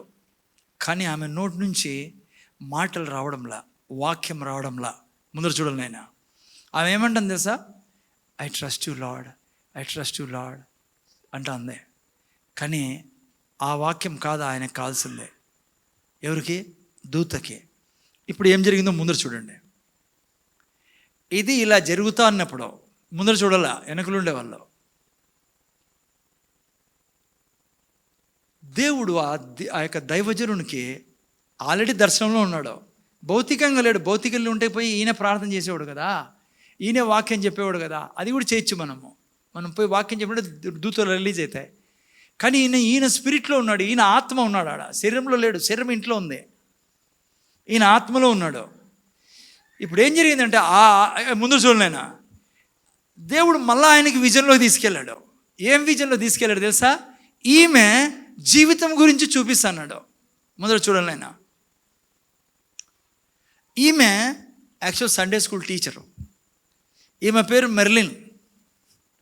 దేవుడు అన్నాడు, ఈమె పేరు మెర్లిన్, నమ్మకమైన నా బిడ్డ, సండే స్కూల్ టీచర్ తను అని. సండే స్కూల్లో ఆమె టీచ్ చేసేది దేవుడు మళ్ళా దర్శనంలో చూపిస్తున్నాడు. ఏం టీచ్ చేస్తుందో తెలుసా స్టూడెంట్స్కి అక్కడ అని సండే స్కూల్లో అంటుంది, దేవుని దూతలు దేవుడు మనకి ఇచ్చి ఉన్నాడో, వారు మన చుట్టూ పని చేస్తూ ఉంటారు. పిల్లలు కూడా అడుగుతున్నారు ఇతన్ని. ఆమెను అడిగారు పిల్లలు, మేడం దూతలు చాలా బలవంతులా, సూపర్ మ్యాన్ కంటే బలవంతులా అని కలలో దర్శనంలో చూపిస్తాడు దేవుడు. టీచర్ అంటుంది అందరికంటే బలవంతులు దూతలు. మీకు ఎప్పుడన్నా కష్టంలో ఉంటే దూతల్ని పిలవాలి. మీరు అనాలా, ఏమనాలో తెలుసా? దూతలారా, ఇంగ్లీష్లో చెప్పారు, తెలుగు చెప్తున్నారు. మీరు నన్ను తమ చేతులతో ఎత్తిపట్టు, మీ చేతులతో ఎత్తిపట్టు కాపాడుతున్నారు, నా దేవుడు పంపించిన దూతలు మీరు అని చెప్పాలని పిల్లలకు చెప్తాను ఈమె. ఎక్కడ? సండే స్కూల్లో కొన్ని ఏళ్ళ క్రితం దేవుడు చూపిస్తాడు. అన్నాడు దేవుడు, ఇంత చక్కటి నా బిడ్డ ఈమె అనేక మందికి చెప్పింది. ఇప్పుడు తను ఇక్కడ చెప్పాల్సిన ఆ మాటలు చెప్పడంలా, అందుకే దూత అలా నిలబడుకొని ఉన్నాడు అని. ఏం చేయాలి ప్రభు? ఇప్పుడు చావు బ్రతుకుల్లో ఉందామె. డాక్టర్లు ఆల్రెడీ ఆమెకు చెప్పేశారు నువ్వు బ్రతకవని. ఆ స్థితిలో జరుగుతాండేది ఇదే. దేవుడు చూపిస్తాడు, ఎందుకంటే నువ్వు నేను తెలుసుకోవాలని ఈరోజు ఆ దైవజనునికి. ఆ దైవజనుడు అన్నాడు, ఇప్పుడు ఏం చేయాలి ప్రభు? ఇప్పుడు నేనైతే ముట్టలేను కదా, నేనైతే బాగు చేయలేను కదా, ఇప్పుడు ఏం చెప్తావంటే ఏం చెప్పాడు దేవుడు? నువ్వు పని చేయి, ఆ మెమొరీ రీలంలోకి నువ్వు ఎంటర్ కా అన్నాడు. ఇంత జరుగుతుంది పిల్లలు ఆత్మీయ లోకంలో. ఆమె మెమొరీని రేస్ చేయి అన్నాడు. అన్నప్పుడు ఈ దైవజనుడు ఏం చెప్పాడు తెలుసా? మర్లిన్, నువ్వు చెప్పావు వాక్యం దూతల గురించి అన్నప్పుడు ఆమె మెమొరీలోకి ఆమె టీచ్ చేసింది జ్ఞాపకం వచ్చింది. వెంటనే ఆమె ఏమైంది తెలుసా? తన పెదవుల నుంచి, దూతలారా, మీరు నన్ను ఏ తెగులు రాకుండా కాపాడతారో, మీరు నన్ను మీ చేతులతో ఎత్తి పట్టుకొని ప్రతి ప్రమాదం నుంచి కాపాడతారు అంటూనే దూత, అక్కడుండే దూత తన మీద చేయి పెట్టడం జరిగింది పిల్లరా. చేయి పెడుతూనే ఆ దూతలో ఉండి కరెంటు ఆ స్త్రీలోకి ప్రవేశించింది. ఇది పరమ సత్యం, మీకు నేను చెప్తాననేది బైబిల్లో నుంచి. వెంటనే ఆ మిషన్స్ అన్ని గీపీ ఏముంటే అన్నీ టక్కడక్కడ నార్మల్ అయితేనే డాక్టర్లు మాట్లాడుకుంటున్నారంట ఆమె దగ్గరకు వచ్చి. ఈమె కోలుకుంటుంది, ఇప్పుడు బాగుంది. వాళ్ళకి తెలియదు ఎందుకు కోలుకుంటుందో. వాళ్ళు అనుకుంటారు యా మెడిసిన్ యా ఇంజక్షన్ అని. కాదు, దేవుని దూత నీ దగ్గర ఉండేది ఎందుకో తెలుసా? నీ సేవ చేయడానికి. ఇంకో పాస్టరు తన భార్య ఉన్నట్టుండి కొలాప్స్ అయిపోయింది. అప్పుడు డాక్టర్ అన్నారు, ఈమె మైండ్లో ఏదో ఫ్లెష్ ఏదో గ్రోత్ అయింది అన్నప్పుడు పాస్టర్ ఐసీయూలో పెట్టారు ఆమె దగ్గర రోజు కూర్చొని పాస్టర్ తన భార్య చేతుల్లో చేపెట్టి వాక్యం చెప్పి, దూతలారా, మీరు నా భార్యను కాపాడే బాధ్యత కలిగి ఉన్నారు, మీ చేతులతో నా భార్యను మీరు ప్రొటెక్ట్ చేయాలా, ఈమెను కాపాడాలా, ఏ చీకటి ముట్టకుండా. నా ప్రభువు యేసుక్రీస్తు తిన్న దెబ్బల చేత తనకు ఆరోగ్యం లభించింది. డైలీ చెప్పేవాడు. 21 days అయింది. 21st day ఆమె కళ్ళు తెరిచింది. కోమాలో ఉండింది ఆమె. 21st day కళ్ళు తెరిచి అనింది, నేను బాగున్నా అని. ఏమని తెలుసా? జాగ్రత్తగా వినండి. 21 రోజు నువ్వు ఏం చెప్తున్నావో నేను రోజు వింటానే ఉన్నా. అంటే ఏంటి దానికి అర్థం? అంటే నా ఆత్మ ఎప్పుడు కూడా కోమాలో మనిషి పైన ఆత్మ ఇంటా ఉంటుంది. అర్థమైందా? సో నీ వాక్యాలు నేను వింటానే ఉన్నా, ఆ వాక్యాలు నేను పట్టుకునే ఉన్నా. సో అందుకే నేను చనిపోకుండా 20వ రోజు ఏ రోగం లేకుండా ఆమె బయటపడింది. ఎందుకు ఈ విషయాలు మీకు చెప్పారంటే జాగ్రత్తగా వినండి. మీరు నేను నిజం చెప్పాలంటే చాలామంది దూతలకి ఏ పని చెప్పకుండా కూర్చోబెట్టి ఉంటాం మనం. వాళ్ళు ఏం పని చేయరు నువ్వు వాక్యం చెప్పుకోకుంటే. అందుకే మేము మీకు శుక్రవారం మా పిల్లలకి మీకు చెప్పాను, నేను సండే స్కూల్ పిల్లలకి వాక్యం చెప్పించమని. నా పిల్లలు ఎప్పుడైనా అనారోగ్యపడితే ఫస్ట్ వాళ్ళ నోట్ నుంచి మీరు వాక్యం చెప్పించాలా. ఆరోగ్యం సంబంధించిన వాక్యం కానీ, చదువులకు సంబంధించిన వాక్యం కానీ, ఏ వాక్యమైనా సరే నువ్వు ఎప్పుడైతే నీ పిల్లలతో వాక్యం చెప్పిస్తావో తన దూత తనను అనుక్షణం కాపాడతాడు. అందుకే ఒప్పుకోలు మీకు బుక్స్ ఇచ్చిండేది. మీరు కూడా ఏ సమస్య వచ్చినా డాక్టర్ దగ్గర పోండి, మంచిది, తప్పేం లేదు. కానీ ఫస్ట్ నేను చెప్పిన 7 steps మీరు ఫాలో చేయండి. వాక్యం చెప్తే ఏం జరుగుతుందో విన్నారు. ఫస్ట్ దేవుని యొక్క వాక్యాన్ని తీసుకొని ఆ బిడ్డ మీద చేపెట్టి వాక్యం విడుదల చేయండి. ఆ తర్వాత కృతజ్ఞతలు చెల్లించుకుంటానే ఉండండి ఆ బిడ్డ రికవర్ అయ్యేంత వరకు. ఆ తర్వాత ఏం చేయాలా? ఇప్పుడు విన్నారు, దూతలకు చెప్పాలా మీరు నేను, దూతలారా నా బిడ్డని ఎత్తి పట్టుకోండి, ఏ ప్రమాదం లేకుండా నా బిడ్డని కాపాడండి. భర్త గురించి, భార్య గురించి, పిల్లల గురించి దేవుని వాక్యం విడుదలైనప్పుడు ఈ సృష్టి అంతా పని చేస్తుంది. దేవుని వాక్యం మీరు నేను చెప్పినప్పుడు దేవుడు చెప్తే ఏం జరుగుతుందో అదే జరుగుతుంది. యోహాను సువార్త యేసుప్రభు అన్నాడు, యోహాను సువార్త 14:10. ఎందుకు యేసుప్రభు ఏం మాట్లాడినా జరిగేది? ఎందుకంటే యేసుప్రభు దేవుని మాటలే మాట్లాడేవాడు. 14:10 రాయబడింది. వినండి, ముగిస్తాను. నీవు నేను ప్రార్థనలో ఎప్పుడు దేవుని వాక్యం చెప్పాలా. నేను ప్రార్థన అని చెప్పి మిమ్మల్ని లాక్ చేయకూడదు అనుకుంటానా? నా పాయింట్ ఏమంటే, నువ్వు నోరు తెరిచినావు అంటే దేవుని వాక్యం తప్ప, దేవుని వాక్యం సంబంధించింది తప్ప వేరేది రానిద్దు బిడ్డ. ఆ తర్వాత ముఖ్యంగా దూతల్ని, అందుకే టైం తీసుకొని మీకు చెప్తున్నా, ప్లీజ్ దూతలకి పని ఇవ్వండి, ఇంప్లిమెంట్ చేయండి, చెప్పండి, I employ angels in Jesus name, go and pick up go and help my husband, go and help my children. అమ్మ తెలుగులో ఏమంటారు? పోయి నా పిల్లల్ని నేను మీకు ఎంప్లాయ్, మీకు నేను ఆజ్ఞాపించడం కాదు, ఎంప్లాయ్ చేయడం. అంటే ఇట్లా చెప్పండి, దూతలారా మీకు నేను పని చెప్తున్నా, మీరు నా పిల్లల విషయంలో, నా భర్త విషయం, నా ఇంట్లో దూతలారా మేము పడుకుంటున్నాం, మా తండ్రి చెప్పినట్లుగా మీరు ఇంటి చుట్టూ మీ యొక్క రక్షణ కవచం ఉంచుదురు గాక. మేము పడుకుంటున్నాం, ఇది కూడా చెప్పాలి మీరు. హలో, ముందు చూడండి, మేము నిద్రపోగా మా నిద్రలో ఏ శత్రు ఆత్మ నా పిల్లలకు కానీ నా కుటుంబాన్ని కానీ తాకుండా నేను మిమ్మల్ని ఎంప్లాయ్ చేస్తున్నా, మీరు కాపాడుదురు గాక. సంతోషపడతారు దూతలు. అది నా జీవితం. ఈరోజుకి ఇంత చాలు, రేపారం వచ్చి మనం చూసుకుందాం. సో మీరు నేను ప్రార్థనలో వాక్యం తప్ప ఏది విడుదల చేయకూడదు. మీకు నాకు బైబిల్ అంటుంది, ఇప్పటికి కూడా విశ్రాంతి ఉంది, వారిలాగా పొరపాటు చేయకండి. ఆరోగ్యం, ఐశ్వర్యం, సురక్ష, ఆనందం, గౌరవం అన్నీ నీకు నాకు భక్తికి జీవం కాసిన అన్ని దేవుడు ఇచ్చాడు. మీరు నేను అనుభవించాలి ప్రతిదీ. ఓకే, దేవుడు మిమ్మల్ని దీవించును గాక. సో ప్రార్థన వాక్యం చెప్పిన 4 విషయాలు జరుగుతాయని మనం నేర్చుకున్నాం. కళ్ళు మూసుకొని ప్రార్థన చేస్తున్న తండ్రి, నీ కృతజ్ఞతలో మాకు నాయన ఇంత జ్ఞానం ఇచ్చినందుకు నువ్వు మా దేవుడవు తండ్రి. మేము మోడల్ పీస్గా ఈ లోకంలో పెట్టబడి ఉన్నాం.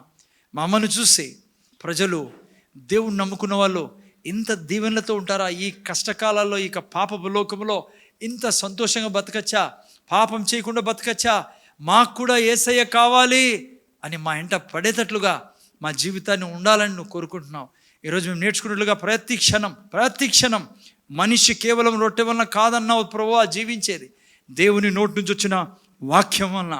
మేము వాక్యం చెప్పుదాం గాక, ప్రార్థనలో వాక్యం చెప్పుదాం గాక, ఆ తర్వాత కృతజ్ఞతలతో ముందుకెళ్దాం గాక. మేము చెప్పిన ఒప్పుకోలు ఎప్పుడు పట్టుకొని ఉందాం గాక. మీరు సాయం చేయమని యేసుని అడుగుచున్నాం తండ్రి, ఆమేన్. దేవుడు మిమ్మల్ని దీవించును గాక. నిలబడితే మనం దేవుని ఆశీర్వాదం తీసుకుందాం. మీ బంధువులకి, వాళ్ళకి విషయాలు చెప్పండి, పంపించండి. వాళ్ళు విని నేర్చుకుంటారు. ఏం మాటలు మాట్లాడే ప్రార్థనలో 2 చేతులు దేవుని ఆశీర్వాదం తీసుకుందాం. యేసయ్య కృప, దేవుని ప్రేమ, పరిశుద్ధాత్మిక సహవాసం మనకు, మన కుటుంబాలకు ఇప్పుడు సదాకాలం తోడును గాక.